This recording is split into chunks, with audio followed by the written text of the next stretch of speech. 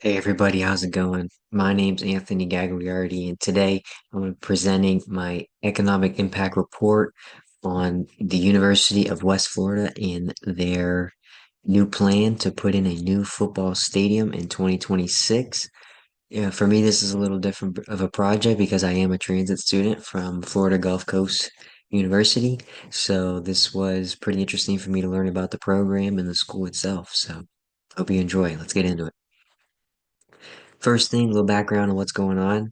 The University of Florida has announced a 2026 project to build a 7,500 stadium on campus. This stadium's going to have premium seating, box seating, and lounge seating with suites as well for big time companies and donors, investors to come in and have a better place to sit than just a normal bleacher.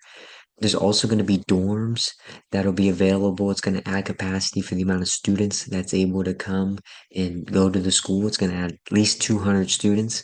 And there's also going to be a student union implemented on the first floor of the stadium, which is pretty unique and not seen a lot around the country. Very cool. Is there going to be more financial donations and investments by this happening? And I'd say absolutely. I think we've really seen that with the amount that they've been able to raise already, even though it's still a full year away from the project even starting. We saw that this family right here, this is the Gooden family. They actually are gonna be, you could say naming rights, but they don't. It's not rights. It's almost like a gift, really, because they donated 9 million to UWF for this project, and it was the largest gift by a living donor in UWF history. And so we see that 65 million has already been donated towards building this new facility, and their goal was 90. So they still have a full year until they start building. So there's definitely big hype about it. So once the stadium is built, I do think there'll be more investors, more donors, more sponsors, more local businesses that want to get involved with the university. And this will do is it's going to open up a lot more opportunities for students to earn scholarships through their academics, not just athletic scholarships. We're talking about regular students who just go to school. They will have better opportunities and more opportunities to get scholarships and to help school get paid for. A little bit more about the Here for Good capital campaign. This is the campaign that's being run to finance for the stadium. So they have four principles. I'll break them down here for you. The first one is people. Increase opportunities for all UWF students to get scholarships. That's kind of what we said in the last slide. These this project is gonna bring more people. And more people, it's gonna bring more alumni back. It's gonna bring more businesses. And what these people like to do, they like to help. They like to help those who are coming up. So people is very important. They want to help the students get through college, pay for college, and be rewarded for their success. Second is programs. They want to have more opportunities for students to earn recognition for their academic or athletic achievements. So it could be clubs, it could be sports, it could be the Greek community, it could be all of those things that they want to just build up and make the school bigger in a sense without making the school bigger, except for the athletic facility here in the stadium. There is place. So they want to enhance the local environment through new technologies and facilities. So they're doing it here with the facility with the stadium. They're doing it with the dorms, more dorms, and they're doing it with the student union. These three things, especially the student union. The student union, that's something you can use all the time. You can host events, you can have clubs, there's probably going to be food in there, there's going to be beverages, there's going to be a good hangout spots, study spots. So that's really going to be a big staple mark of the campus, and it's going to be brand new. And fourth is community. They want to grow UWF society. They want to grow their footprint. They want to make more of a difference on Pensacola and what they stand for as a school. They want to be known as one of those bigger Florida schools that we know. And they also, want to keep going into the Gulf Coast and learning new things about the waters, about the landscape, the environment. They want to do all that, and that'll ultimately increase the resources that the networking that you can do, and the knowledge that you can pass on to new students coming in. Now we're going to actually talk about some examples that happened already about people building new facilities and what it's done for the community. First, we here have the Los Angeles Clippers and their new Intuit Dome. This is brand new this season. They just opened it. They're known for having this wall. It's this brand new, like, seating, standing area where it's literally like a straight wall. So you know how like most stadiums are like kind of like this, like a slope. This wall is like this. It's like pretty much a straight wall, and then it's meant to be way more distracting for the guy shooting free throws. And it's basically like a fan zone within the arena at the court, and the court is actually I think closer, or the stands and stuff are closer to the court, so you have a better view from your spots, even if you are high up. So the first thing here in 2020, before this is built, they signed what's called a Community Benefits Agreement, which is also known as a CBA. What the CBA does is these things right here. So first, it allowed community members to get jobs during and after construction. So they went to the community. They said, "These jobs are for you. We want our people to build our arena," and that's what they did here with this. Next, they told them how much they're going to be paid. It wasn't it wasn't like a couple pennies. It was a livable. They were able to live and be able to afford life at least better than they probably were in the first place. What the project scope was. So why are they doing this arena? And a main reason is they don't have to share with the Lakers anymore. What this arena has done is now the Clippers are the Clippers at this point. They're not sharing Staples Center with the Lakers. So now they can have their own stuff up all the time. It's their home, their fans, it's their fans' home, and it can really be more of a family rather than like a rental like Staples. And then actually with this arena too, the residents are also going to get revenue sharing from the organization for the successes.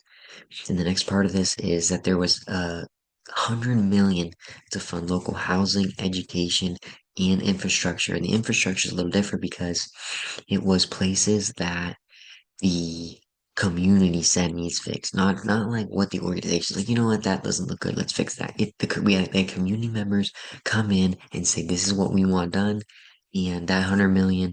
I think it was the Microsoft owner maybe and the Clippers owner who got together to do it. You might have to fact check me, but I'm pretty sure that's what it said. We're gonna move on to the second example here. Next example is the Milwaukee Bucks. So they also had a CBA, and this was a little bit older when they built their current arena right now. So the first part was they had to hire at least half of their new workers from the poorest neighborhoods in the area for a livable wage. This would help the lower class massively. This wage will be make way more than they would have been making, and they'll be able to feed their families every day, have clean clothes all the time, and improve their just regular living everyday life, which is amazing. And then the district employees also had the opportunity to unionize in an environment where it's neutral, it's free from traditional pressure. You can fight for yourself, you can fight for your employees, and that's really important nowadays too. Moving on into the union itself. So first, it was contracted with about 1,000 employees. So they had wage increases, cost of living arrangements to help to make sure that what they're making they'll be able to live off of. But then in 2023, we had two changes. The first one, it opened up to all concession workers. So if you worked in any kind of food beverage, now you are committed into this union. And the second part is the guards, the janitors, and the regular everyday, or the day of event staff. Also now way higher increases of pay. They went from about 13% increases to 22% increases, and then there was plan to get up to over 25% in the future as well. Back into UWF now. Do you think the stadium will draw more fans? Absolutely. I think it will for sure. I think the stadium with the special seating itself You now you can have premium seating, you can have boxes for companies that come in, for donors to come in.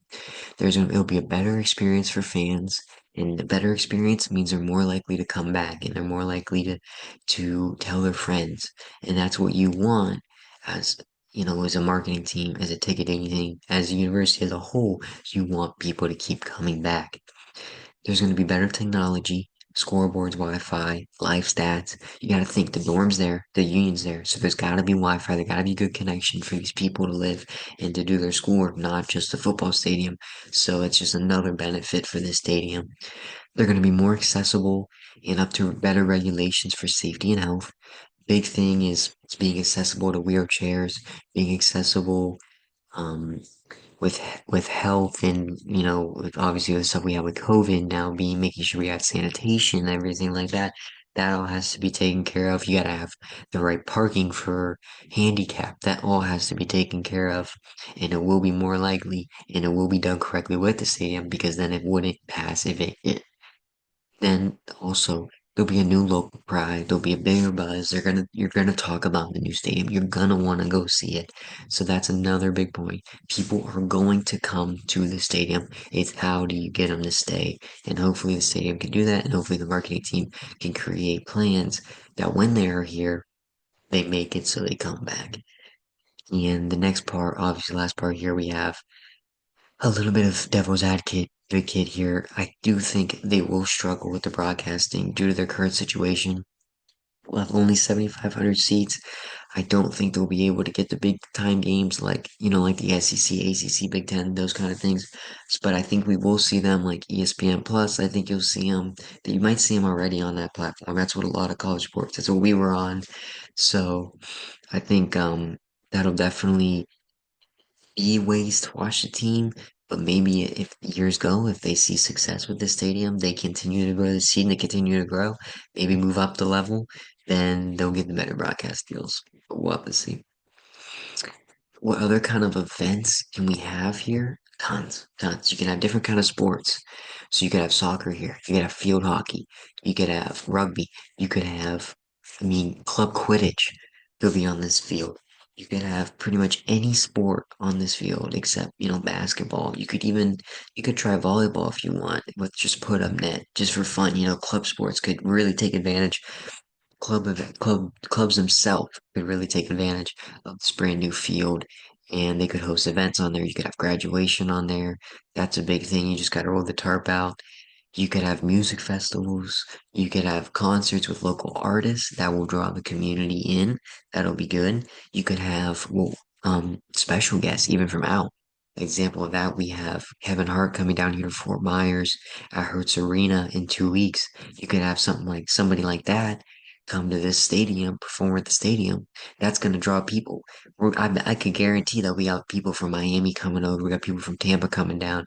There's definitely a chance that people from Tampa would come up to West Florida for a comedian that they love to listen to. They could also have this is a little bit out there, but you could have like a Comic Con, a club, a kind of club at the university that looks into, fiction stories, but has big communities like the Marvel community, the DC community, the Star Wars community. Those are really huge things that you could have events at the stadium for. And you could have religious gatherings and you could have weekly mass, you could have holiday, stuff. You could do it, you could do both ways. You could have like one specific religion, or you could have like more like what we kind of see. We're seeing like these like people church, life church kind of things where it's like more of an auditorium and not like a church. But it's like they accept everybody and it doesn't matter truly what your specific religion is. It's more about just worshiping. That could definitely be another option. And then you could have the university networking, the job fairs, the career fairs. So, because those could all also be on the field for you to network, meet people in the community, and push the community further. Do I think 7,500 seats is enough for the stadium? I kind of said it earlier, but I don't. It depends. It depends on what the school wants for their future. I think if they want to stay at the level they're at, yeah, it'll work. 7,500 is plenty. But if they do want to move up into like Division 1, I don't think it's enough. And I kind of did a comparison here with Bowling Green. Bowling Green is a school up in Ohio. They're in the MAC, and they're like a mid 500 team. They went 7-5 this season. And I picked this school because one, I'm from Ohio originally, so I know the school. And then two, when I looked up the school, their student count was very similar to UWF. So EG had about 17,000 students, and UWF was about 14,000. Here is the big thing.